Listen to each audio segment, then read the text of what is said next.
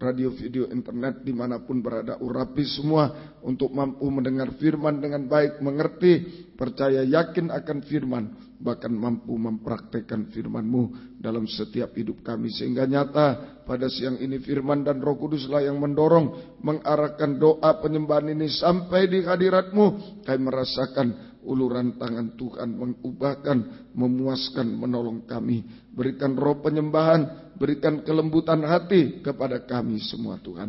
Kuasa-kuasa iblis setan selalu mengganggu, menggoda, merintangi lewat roh ngantuk, roh najis, keras hati, main-main. Kami usir semua dalam nama Yesus, pergi. Darah Yesus berkuasa. Tuhan tolong kami, Tuhan berkemurahan bagi kami semua. Dalam nama Tuhan Yesus Kristus kami sudah berdoa. Haleluya. Amin. Silakan duduk kembali.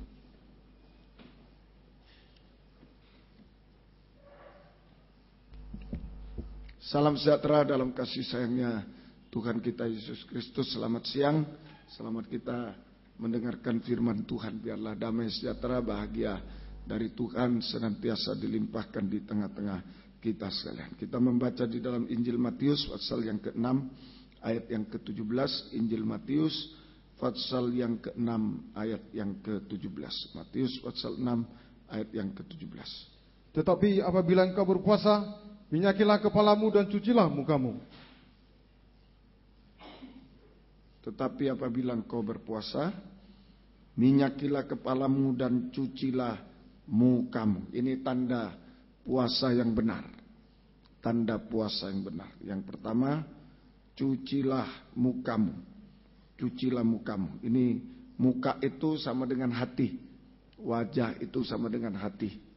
Ya, kalau hatinya marah, wajahnya merah. Wajah sama dengan hati. Dan cucilah mukamu sama dengan penyucian hati oleh firman pengajaran. Penyucian hati oleh firman pengajaran. Penyucian hati oleh firman pengajaran. Ya. Kemudian minyakilah rambutmu. Minyaki rambutmu sama dengan pikiran diurapi Roh Kudus. Pikiran diurapi Roh Kudus.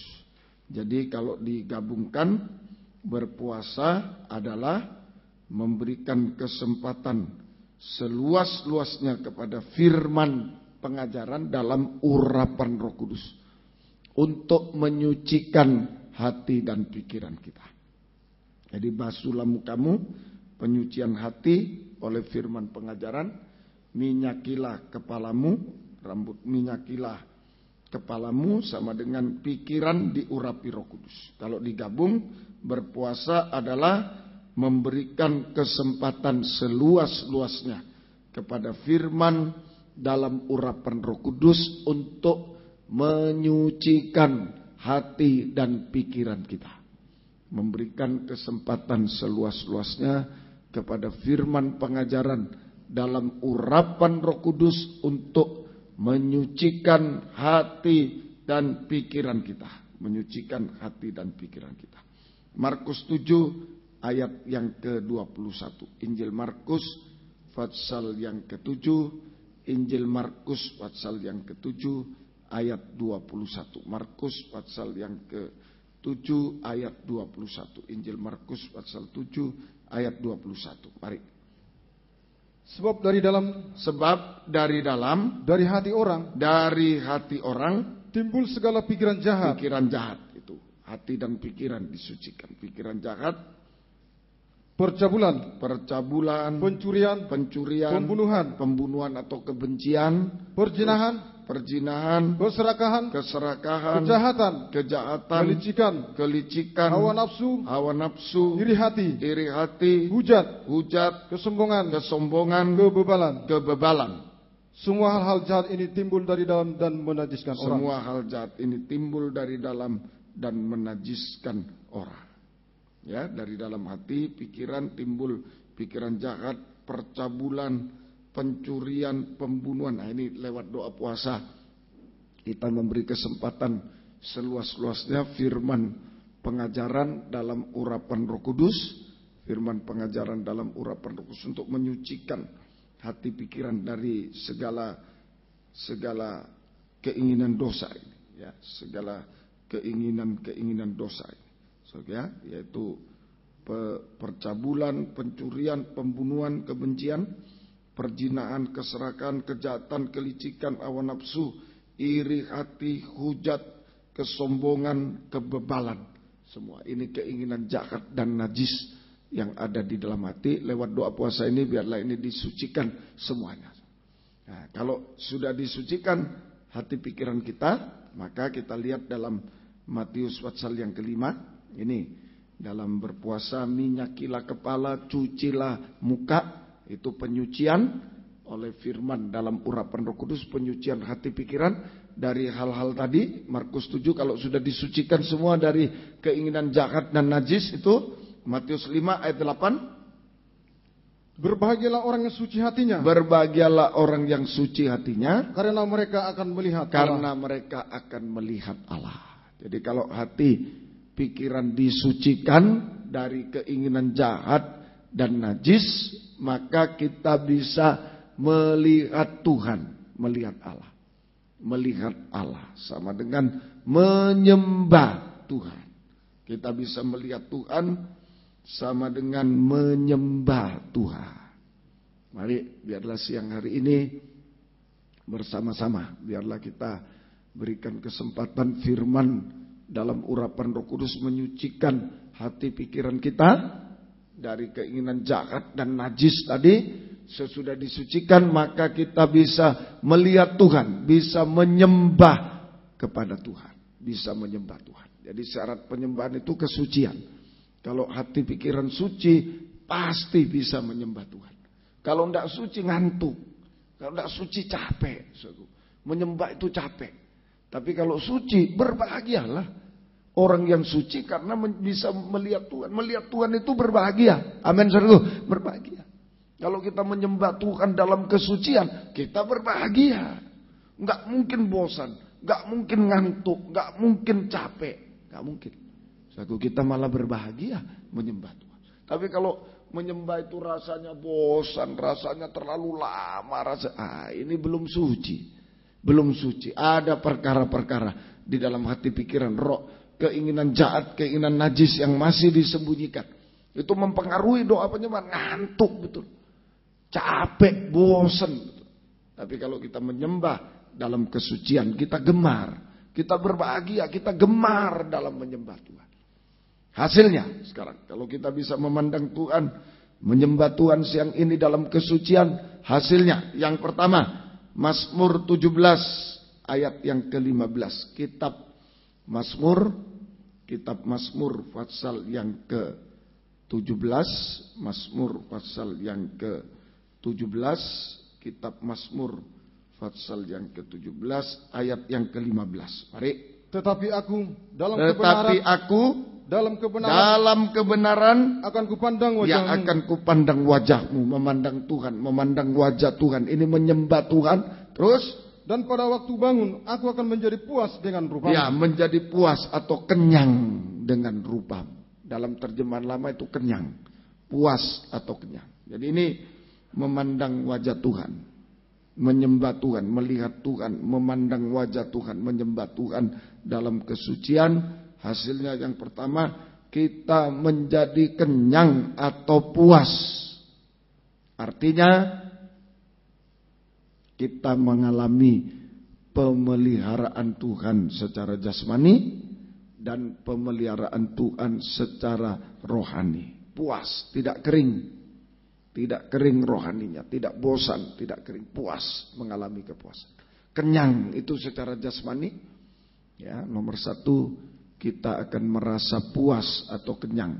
Artinya kita mengalami pemeliharaan Tuhan secara jasmani, dipelihara, kenyang, tidak lapar, tidak kekurangan. Dan pemeliharaan secara rohani, puas, tidak kering rohaninya. Tidak kering rohani, tapi kita dalam kepuasan, kebahagiaan, tidak kering rohaninya.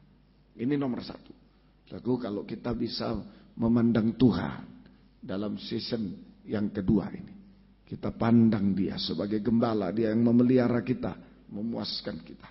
Yang kedua, di dalam 2 Tawarikh pasal yang ke-20, 2 Tawarikh pasal yang ke-20, kitab 2 Tawarikh pasal yang ke-20 ayat yang ke Tawarik pasal yang ke-2 Tawarik 20 ayat yang ke-12 mulai ayat yang ke-12.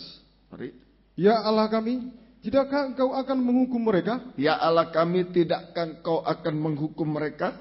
Karena kami tidak mempunyai kekuatan untuk menghadapi laskar yang besar ini, ya, yang datang menyerang kami.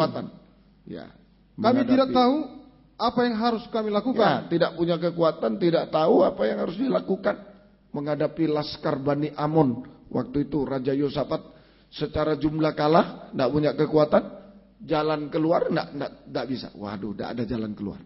Nah, apa yang dia lakukan? Tetapi mata kami tertuju dia kepada berpuasa. Di ayat yang ke-3 mereka berpuasa. Saat berpuasa itu mengalami penyucian, mata tertuju kepada Tuhan. Nah, memandang Tuhan. Teruskan, mari.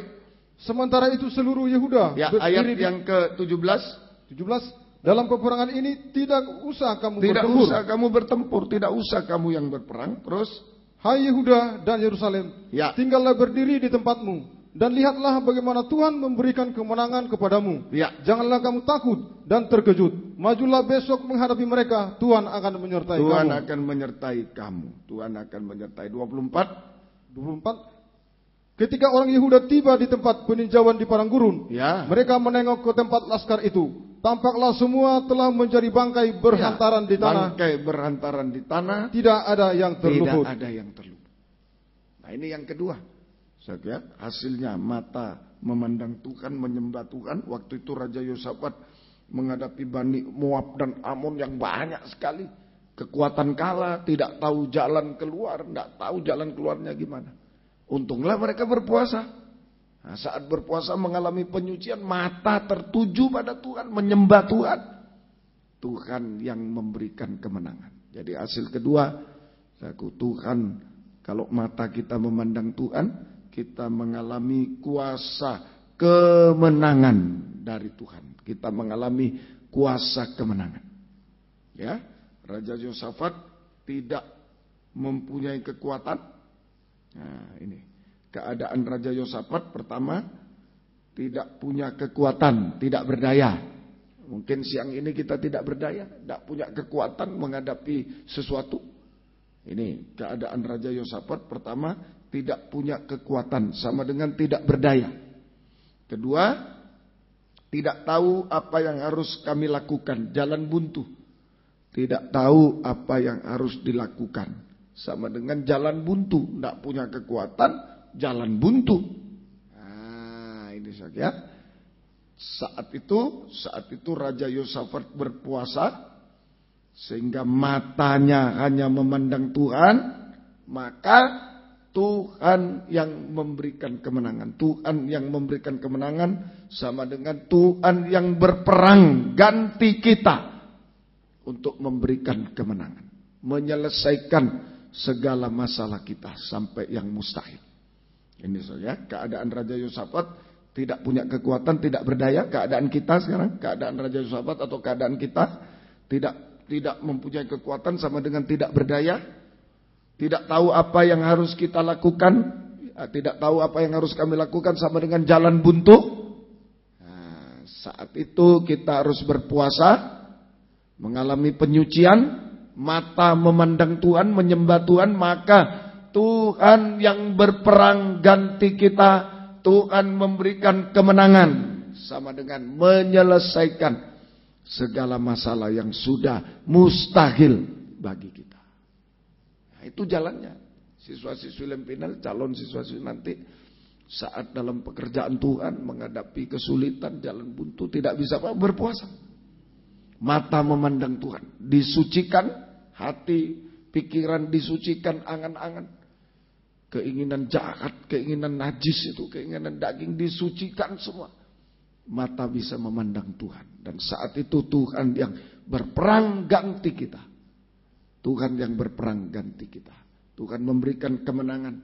Tuhan menyelesaikan segala masalah, sampai yang mustahil pun bagi kita Tuhan mampu menyelesaikan semua masalah. Semoga kita bisa mengerti. Yang ketiga terakhir, hasilnya mata memandang Tuhan, mata memandang Tuhan. Saya